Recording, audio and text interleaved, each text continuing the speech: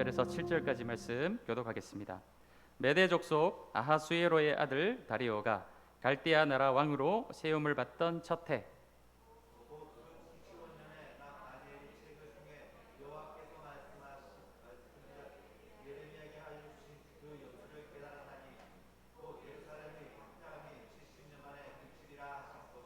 내가 금식하며 베옷을 입고 죄를 덮어쓰고 주 하나님께 기도하며 간구하기를 결심하고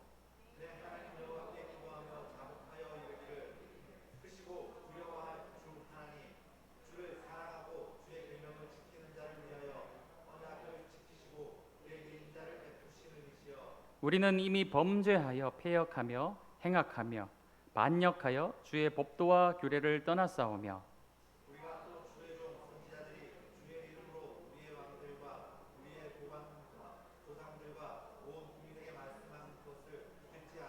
함께 하겠습니다.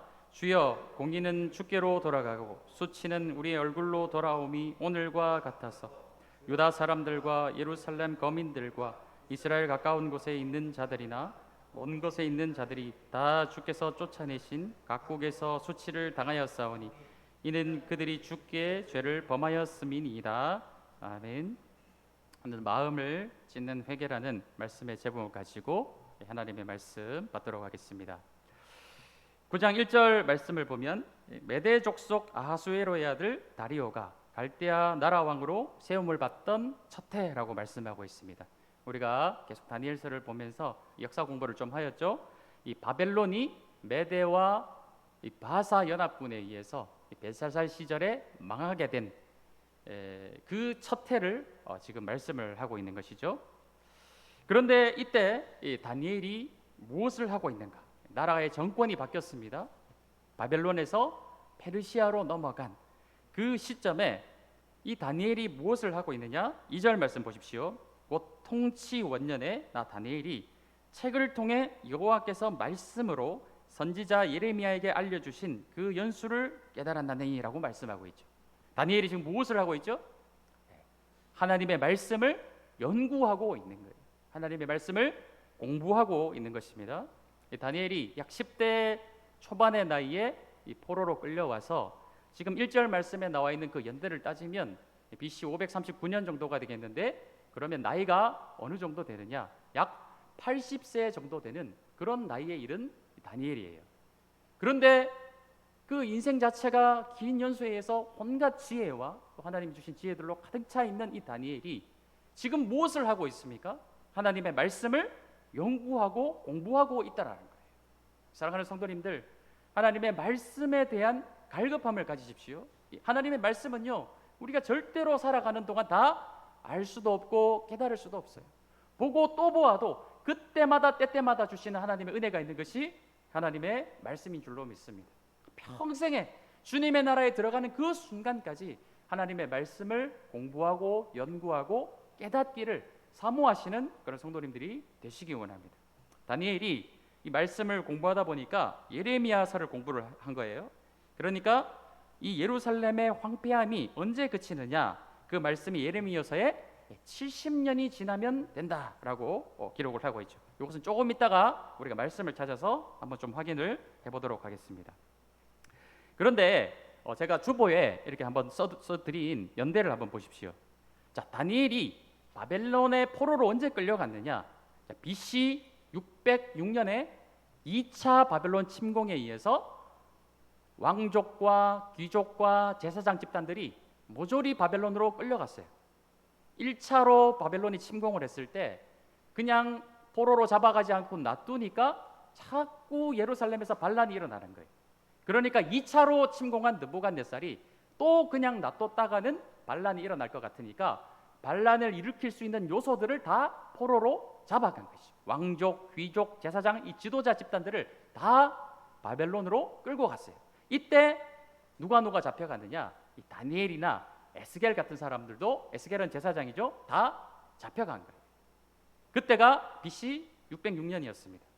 그런데 오늘 다니엘이 예레미야의 말씀을 보다 보니까 이 포로로 잡혀가서 다시 예루살렘으로 돌아가는 시기가 언제이느냐? 포로로 잡혀간 지 70년이 차면은 하나님께서 예루살렘으로 귀환할 수 있도록 인도해 주시겠다는 말씀을 예레미야서에서 발견을 하게 된 거예요. 그럼 606년에서 70년이 지나면 몇 년이 되겠습니까? BC 536년이 되겠죠. 536년. 그런데 오늘 1절 말씀에 나와 있는 연대는 언제이냐면은 BC 539년이에요. 그러니까 지금 539년이니까 약 2, 3년 뒤에 어떤 일이 벌어지게 될까요? 하나님께서 예레미야를 통해서 말씀하신 70년의 기한이 차서 포로로 귀환하는 일들이 실제로 나타나게 되는 직전의 상황에 있었던 것이 바로 다니엘의 9장의 모습이라는 것이죠. 곧 돌아가게 된다라는 거예요. 다니엘은 그것을 믿음으로 믿고 있는 상황이었죠. 실제로 그것이 아직 일어날지 안 일어날지는 알 수는 없지만 예레미야서를 통해서 하나님의 약속이 그렇게 되어 있기 때문에 다니엘은 이것을 확실히 믿었습니다. 그러면 다니엘이 어떤 모습을 취해야 되느냐? 한 2, 3년 뒤면 이 멀리 이 70년 동안 바벨론에 끌려와서 포로 생활을 하면서 자신의 민족들이 온갖 고생을 했을 텐데 이제 드디어 하나님이 그 때가 되어서 약속하신 대로 우리들을 다시 예루살렘으로 고향으로 돌아갈 수 있게 해주시겠구나. 기쁜 소식인가요? 슬픈 소식인가요? 너무나도 기쁜 소식이죠. 기뻐하며 즐거워해야 되는 것이 사실은 일반적인 상식적인 모습이라는 거예요. 그런데 오늘 말씀을 보면 다니엘이 어떻게 하고 있습니까? 전혀 기뻐하는 모습이 나타나지 않고 있죠. 오히려 그는 3절 말씀 보십시다. 내가 금식하며 베옷을 입고 죄를 덮어쓰고 주 하나님께 기도하며 간구하기를 결심했다라고 말씀하고 있어요. 막 기뻐하며 즐거워하며 들떠가지고 야 이제 드디어 우리 민족이 돌아가는구나 이런 그런 기뻐하는 모습이 아니라 오히려 하나님 앞에서 철저하게 겸비하며 낮아지며 금식하면서 하나님 앞에 기도하기를 결심하는 그 다니엘의 모습을 우리가 말씀을 통해 보게 된다라는 것이죠. 왜 그랬을까요? 성경을 그냥 보게 될 때 중요한 것이 있습니다. 그냥 읽어 나가는 것이 아니라 왜 그랬을까? 왜 그랬을까? 이 끊임없이 우리는 질문해야 돼요. 이것이 성경 공부의 첫 걸음입니다. 그냥 그랬구나라고 지나가면 그 나름대로의 은혜도 있을 수 있겠지만 왜 그랬을까를 우리가 깊이 생각하게 볼 때 하나님의 어떤 마음과 또 이 성경의 인물들의 마음을 깊이 우리가 묵상할 수 있게 된다는 것이죠. 다니엘이 왜 그랬을까요? 기뻐하며 즐거워해도 모자랄 판에 왜 겸비하고 낮아지고 금식하며 죄를 덮어쓰고 베옷을 입으며 하나님 앞에 기도하였던 것일까요? 그것을 오늘 3가지 정도로 한번 말씀을 보도록 하겠습니다. 이 첫 번째는 다니엘이 예레미야서를 공부하였죠. 예레미야서를 보게 되니까 왜 자신의 조상들이 이 멀리 타국 바벨론에 끌려와서 포로로 생활을 하며 70년의 시간을 보내야 됐는지 그 이유, 원인을 발견하게 된 거예요. 예레미야서 25장 6절에서 7절까지 말씀을 한번 좀 띄워주시면 함께 읽도록 하겠습니다. 예레미야 26장 6절에서 7절까지 말씀입니다. 시작. 너희는 다른 신을 따라다니며 섬기거나 경배하지 말며 너희 손으로 만든 것으로서 나의 노여움을 일으키지 말라. 그리하면 내가 너희를 해하지 아니하리라 하였으나 너희가 내 말을 순종하지 아니하고 너희 손으로 만든 것으로서 나의 노여움을 일으켜 스스로 해하였느니라. 여호와의 말씀이니라. 왜 포로로 잡혀갔습니까? 하나님의 말씀에 순종하지 아니하고 이방 신들을 섬기며 하나님을 어떻게 해요? 하나님의 진노하심을 스스로 불러왔다라는 것이죠. 스스로가 망하게 만들었다라는 거예요. 그 자신들의 조상들의 죄를 발견하게 되니까 70년이 차서 돌아간다 할지라도 기뻐할 수 없는 거예요. 오히려 이것은 슬픈 일이에요. 현실을 들여다보니까 왜 망하였는지, 이게 어떤 국제적인 정세, 어떤 나라의 힘이 단순히 세져서 이 나라가 이 나라를 집어삼키는 그런 힘의 논리가 아니라 그 원인이 무엇이었나요? 자신들의 조상들이 하나님께 범죄하였기 때문에 이 나라가 망하였고 70년이라는 시간을 그 고통 가운데 보내게 됐다는 것을 발견하게 되니까 돌아가게 되었어도 기뻐하며 즐거워할 일이 아님을 다니엘은 깨달았다는 것입니다. 다니엘이 포로로 잡혀가던 시절에는 10대 초반의 시기였어요. 무슨 그런 큰 죄가 있었겠습니까? 그런데 다니엘은 오늘 말씀을 오늘 주일 시간이 되실 때 뒷부분을 잘 한번 읽어보십시오. 다니엘이 어떻게 하고 있느냐? 철저하게 하나님 앞에 자복하며 이 조상들의 죄를 마치 나의 죄인 것처럼 하나님 앞에 회개하며 고백하는 다니엘의 모습을 우리가 보게 돼요. 그냥 회개하는 것이 아니라 금식하면서 회개하는 것을 보게 됩니다. 금식은 왜 하는 것일까요? 금식을 한다라는 것, 우리 육신 속으로 들어가는 음식을 끊어버린다라는 것은 어떠한 것을 의미합니까? 우리가 음식을 먹음을 통해서 내가 기운을 차리고 힘을 내어서 나의 손으로 무언가 할 수 있는 것이 우리가 음식을 섭취하는 이유인 것이죠. 그런데 이것을 금하고 기도한다는 것은 무슨 의미인가요? 나의 모든 힘으로, 내 힘으로는 원천적으로 이런 것들을 감당할 수 없으니 오직 전적인 하나님의 힘에 의지하여 하나님의 능력만 바라봅니다 라고 하는 것이 바로 금식 기도의 이유인 것이에요. 내 힘으로는 안 된다는 것이죠. 오직 주님만이 문제의 해결자가 되어주시고 이 문제를 해결해 주십시오라는 간절한 기도를 할 때 우리가 금식을 한다는 거예요. 베옷과 죄를 뒤집어 쓴다는 것은 어떤 의미입니까? 평소에 입고 있던 이런 비단 옷, 좋은 옷들을 벗어버리고 머리에 온몸에 죄를 뒤집어 쓴다는 것은 나는 죄인입니다. 나는 하나님 앞에 감히 설 수 없는, 나는 완전히 낮아지고 또 낮아져야 되는 죄인의 신분임을 스스로 외형적으로 드러내는, 겉으로는 그 모습을 드러내고 또 자신의 마음을 찢는 그런 모습들이 바로 베옷을 입고 죄를 뒤집어 쓰는 철저한 자복의 모습을 의미하는 것이 바로 이러한 모양이라는 것이죠. 다니엘이 무슨 그런 큰 죄가 있습니까? 근데 다니엘은 철저하게 자신의 조상들의 죄를 마치 자신의 죄인 것처럼 하나님 앞에 고백하고 있어요. 성경에 또 이런 비슷한 인물이 있습니다. 우리가 잘 알고 계시는 느헤미야예요. 오늘도 주일 시간이 되실 때 느헤미야 1장을 꼭 한번 읽어보십시오. 자신의 동족들이 예루살렘으로 귀환하기 시작했어요. 귀환해서 예루살렘 성전을 재건하고 성벽을 건축하려고 하는데 주변에 막 나라들이 방해를 하고 괴롭힙니다. 그래서 성문이 막 회파되고 막 어려워진 모습들을 발견하게 돼요. 그때 느헤미야는 왕궁에서 왕의 수를 따르는 관원으로 일하고 있어요. 사실 얼마든지 호의호식할 수 있는 그런 자리에 있었던 것이 느헤미야였어요. 그런데 그 느헤미야는 동족들이 그런 고통을 받는다는 소식을 듣고 어떻게 했느냐? 다니엘과 같이 동일하게 금식하며 자신의 마음을 찢으며 하나님 앞에 자신의 동족들의 죄, 조상들의 죄에 대해서 철저하게 하나님 앞에 회개하는 느헤미야의 모습을 우리가 보게 되는 것이죠. 오늘 이 말씀을 통해서 우리 사랑하는 성도님들에게 권면드리고 싶은 말씀이 있습니다. 오늘날 이 시대 한국교회가 참 너무나도 참 세상 가운데 빛이 되지 못하는, 소금의 역할을 감당하지 못하는 그런 모습으로 지나왔어요. 하나님께서 이 코로나의 시기를 지나게 하시면서 참 한국교회가 낮아지게 하시고 다시 겸비하게 하시는 그 시절들을 우리가 보내고 있습니다.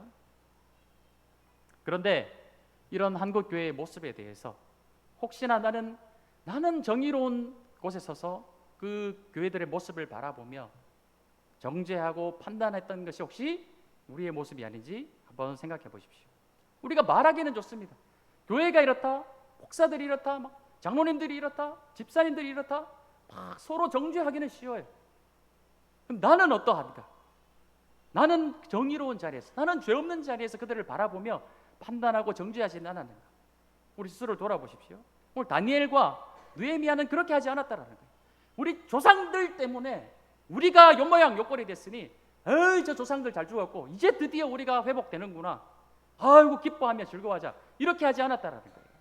자신들의 동족들이 고통받으며 어려운 상황에 처해 있는 것에 대해서 어이구 저것들이 잘못했으니까 저것들이 죄를 지어서 저 꼴을 당하는구나, 이렇게 하지 않았다라는 거예요.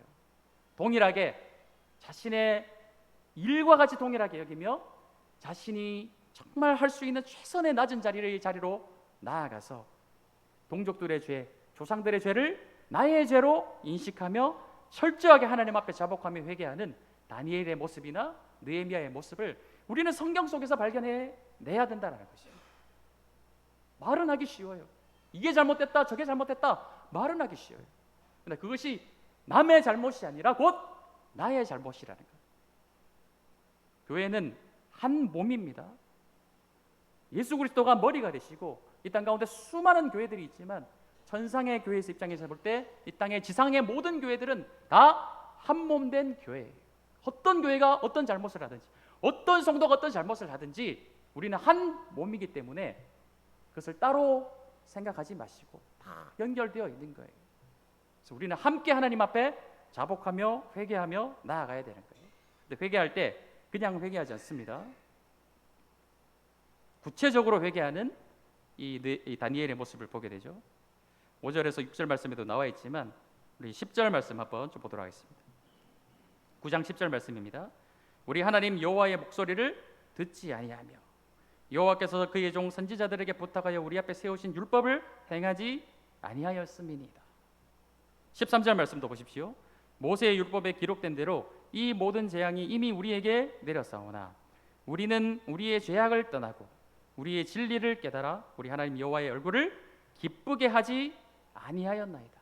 하나님께서 수많은 선지자들을 보내셔서 회개하라 회개하라 그 자리로부터 다 이렇게 돌아와라 말씀하셔도 그 말을 한 귀로 듣고 그냥 한 귀로 흘려버리고 하나님 앞에 나아가지도 않고 회개하지도 않고 하나님을 기쁘시게 하는 자리, 우리의 존재의 목적인 하나님의 제사장 나라가 되고 하나님의 영광이 되는 삶을 버려버리고 그냥 자기들 마음대로 정욕대로 살아왔던 그 모습들을 아주 구체적으로 하나님 앞에 회개하는 다니엘인 것이죠. 그러니까 회개할 때 구체적으로 해야 됩니다. 구체적으로 해야 돼요. 그렇지 않고 그냥 말하는 것은 진정성이 없는 것이죠. 죄송합니다만 부부 싸움을 한다든지 연인들끼리 싸움을 할 때 남자가 무슨 잘못을 했어요? 여성분들이 이렇게 물어보죠. 뭐 잘못했는데? 미안하다. 그러니까 미안한데 뭐가 미안한데? 구체적으로 이야기해봐라. 이렇게 계속 묻는 이유가 뭐죠? 정말 이 남자가 이 남편이 뭘 잘못했는지 제대로 알고 제대로 사과를 하는지 안 하는지 확인을 해야 되는 거죠. 그렇지 않고 그냥 알았다 미안하다고 이러다가 또 싸우게 되죠. 진정성이 없으면 그렇게 된다는 거예요. 그러니까 우리 하나님 앞에 회개하실 때 자신의 죄를 고백하거나 우리 교회의 죄를 고백하거나 이 나라와 이 민족의 죄를 주님 앞에 고백할 때 구체적으로 하셔야 된다는 거예요. 진정성 있는 회개. 무엇을 잘못했는지 구체적으로 하나님께 아뢰며 하나님 이런 나의 죄상을 주님 앞에 낱낱이 고백하오니 예수 그리스도의 그 십자가의 보혈의 공로로 나를 용서하시고 깨끗게 하여 주십시오. 회개하며 기도하시는 그런 성도님들이 되셔야 된다는 거예요. 우리 자녀의 죄가 있습니까? 자녀의 죄는 곧 부모의 죄인 것이에요. 우리 가정의 죄가 있습니까? 나는 잘못 안 했어. 아내가 잘못했어. 나는 잘못 안 했어. 내 남편이 잘못한 거예요. 그것이 아니라는 거예요. 주님은 남자와 여자가 떠나서 한 몸을 이루게 하셨어요. 하나라는 것이죠. 교회는 어떻습니까? 교회에 죄가 있습니까? 나는 괜찮은데 이 교회가 잘못을 한 거야. 따로 구분하고 나는 공의로운 자리, 정의로운 자리 있어서 그래서 정죄하기는 쉬워요. 그러나 다시 한번 말씀드립니다. 예수 그리스도가 우리의 머리가 되시고 우리는 그분의 몸된 교회, 한 몸이에요. 결코 따로 구분할 수 없다라는 거예요. 이 나라가 하나님 앞에 범죄하였습니까? 따로가 아니라는 것이죠. 다니엘의 모습을 보십시오. 느헤미야의 모습을 보십시오. 우리는 한 민족이에요. 그것을 남의 일, 남의 처지로 생각하는 것이 아니라 한 공동체로 인식하고 이 공동체, 이 나라, 이 가정, 이 일터의 죄가 남의 일이 아니라 나의 일이며 내가 하나님 앞에 고백하며 회개해야 될 일이라는 것을 잊지 아니하시는 성도님들이 되십시오. 내가 세속된 모든 것의 죄상들을 구체적으로 하나님께 아뢰며 그분의 자비와 긍휼을 구할 줄 아시는 지혜로운 자들이 되시기를 축원합니다. 두 번째로 현재 동족들의 상태에 대해서 이 다니엘은 발견을 하게 된 거예요. 2, 3년 뒤면 우리가 드디어 예루살렘으로 다시 돌아오는구나. 기뻐할 수 없었던 이유가 무엇이냐? 현재 자신들의 동족의 모습을 보았을 때 돌아가도 어떨까? 똑같다라는 것이죠. 70년 전이나 지금이나 전혀 변함없는 자신들의 동족의 모습을 보면서 돌아가는 것이 축복이 아니라 오히려 더 저주가 될 수 있다라는 것을 다니엘은 발견을 하게 된 거예요. 우리가 설거지를 하시죠? 식사를 하고 나서 우리 다 남성분이나 여성분이나 다 설거지를 하십니다. 설거지를 하지 않고 그 더러운 오물이 묻어있는 음식물이 묻어있는 것에다가 다시 밥을 퍼셔서 식탁에 올리시는 분이 계신가요? 그런 분은 아무도 안 계실 거예요. 그 오물이 있는 곳에 다시 음식을 담는 것은 또 다른 쓰레기를 만들어 버리는 일이 되겠죠. 거기에 숟가락을 대는 사람은 없다라는 거예요. 자신들의 동족의 상태가 어떠냐? 우리 다니엘서 3장에서 무엇을 공부하였습니까? 느부갓네살이 큰 금신상을 만들었습니다. 여기에 다 절하지 않으면 벌벌 끓는 용광로 풀무불에다 다 집어넣어 버리겠다. 나팔을 불며 양각을 불 때 모든 백성들이 그 앞에 다 절하였어요. 절하지 않은 사람이 누구였죠? 사드락, 메삭, 아벳느고 3명밖에 없었어요. 포로로 끌려와 있던 수많은 왕족과 귀족, 제사장 집단, 유대인들은 어떻게 했다라는 거예요? 사드락, 메삭, 아벳느고 외에는 다 그 금신상 앞에 동일하게 다 절했다라는 거예요. 자신들이 왜 망했는가? 우상을 숭배해야 망했다라는 것을 또 잊어버린 거예요. 포로로 끌려와서도 또 잊어버린 거예요. 또 그 자리에서 우상을 숭배하는 변하지 않은 여전한 그 자신들의 동족의 모습을 다니엘은 보고 있었다는 것이죠.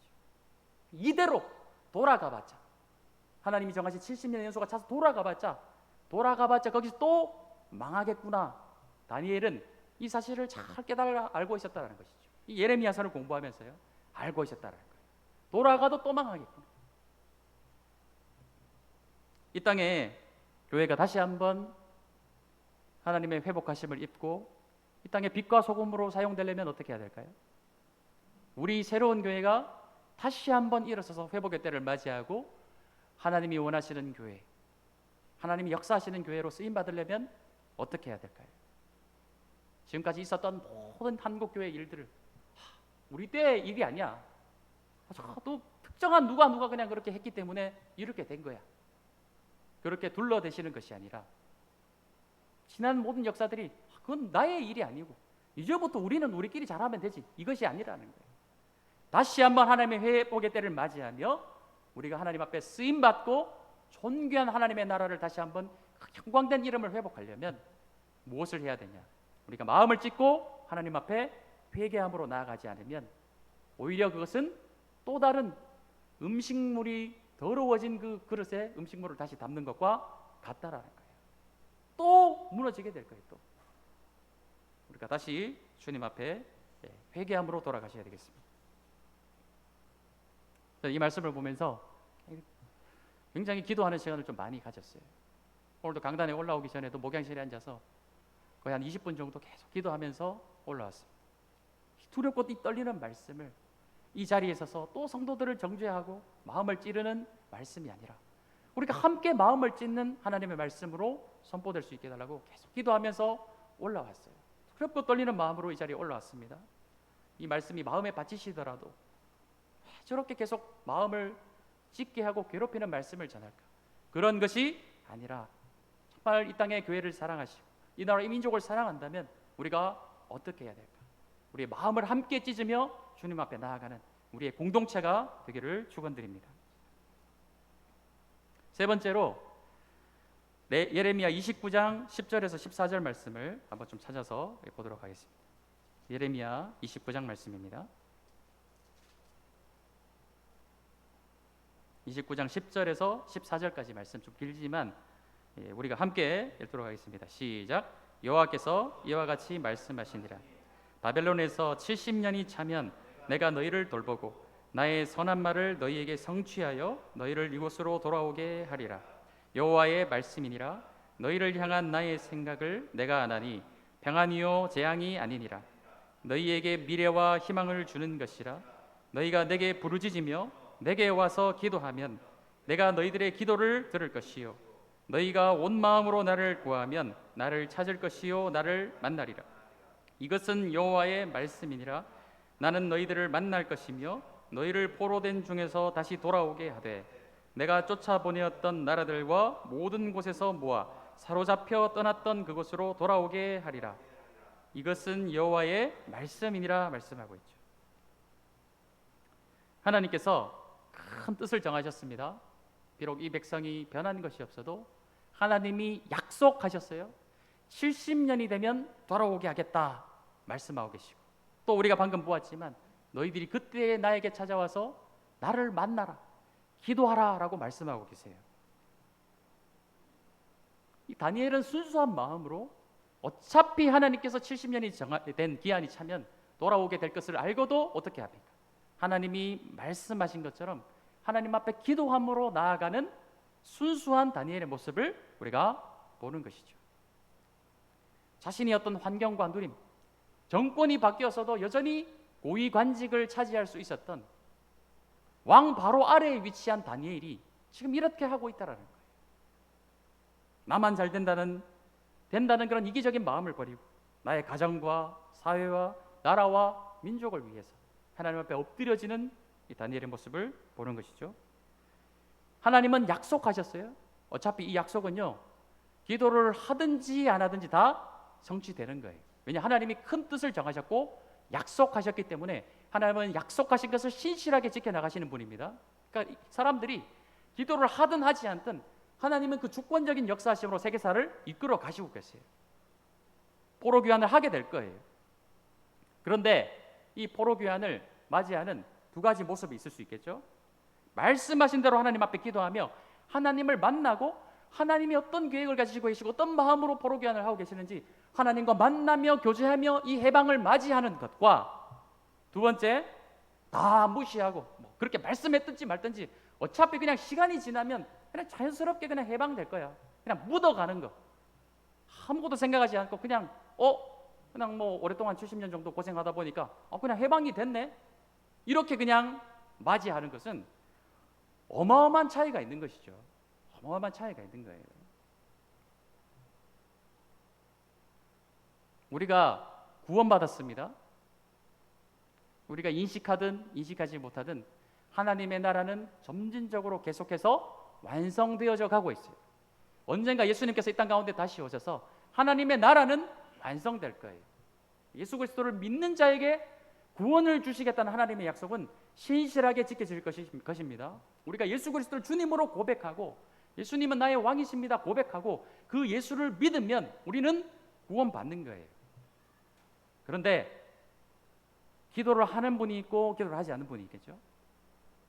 열심히 하나님과 교제하며 하나님을 만나며 기도하시는 분이 마침내 완성된 하나님의 나라에 들어가서 그 영원한 하나님의 나라를 누리는 것과, 이 땅 가운데서 그냥 구원은 받았지만 기도하지 않고 그냥 내 마음 내 뜻대로 살아가다가 구원을 받는 것은 여러분 어마어마한 차이가 있다는 거예요.